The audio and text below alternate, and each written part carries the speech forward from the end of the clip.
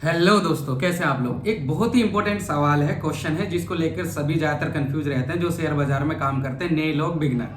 सवाल है, जब शेयर मार्केट क्रैश होता है तो पैसा कहाँ जाता है। ये सवाल मुझे भी बहुत पहले कंफ्यूज किया करता था। मैंने बहुत रिसर्च किया, जाना, तब मुझे समझ आया, मैंने स्टॉक मार्केट को डीपली समझा। इस सवाल का जवाब देते हैं, नए बिगनर लोग इसे अच्छे से समझ सकते हैं। जब शेयर मार्केट गिरता है तो लोगों को लगता है कि हमारा पैसा गायब हो गया, जबकि ऐसा नहीं होता। लेकिन सच में पैसा कहीं गायब नहीं होता।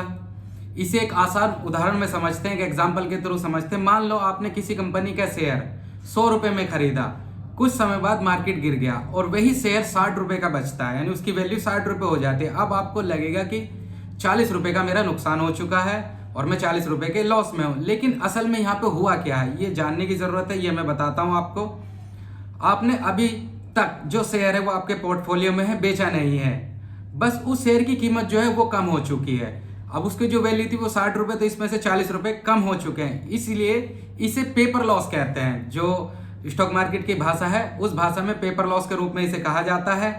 अगर आप डरकर 60 में बेच देते हैं तो वह नुकसान बिल्कुल कंफर्म हो जाता है। जब तक सेल नहीं करेंगे वो कंफर्म नहीं होगा। और जो दूसरा व्यक्ति अब इसको 60 रुपए में खरीदता है और बाद में उस शेयर की वैल्यू बढ़कर 100 रुपए के आसपास जाती है, 100 से ऊपर चला जाता है, तो उसे फायदा होता है। सीधी भाषा में समझने की कोशिश करते हैं। शेयर मार्केट में पैसा गायब नहीं होता मेरे दोस्त।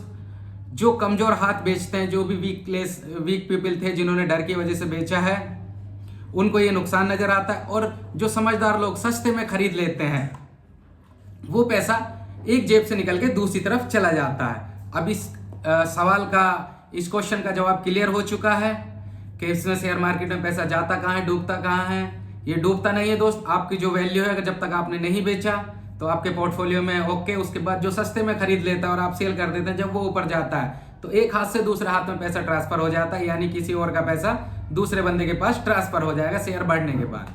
और ये वीडियो सिर्फ एजुकेशन पर्पज के लिए है। Okay, thank you.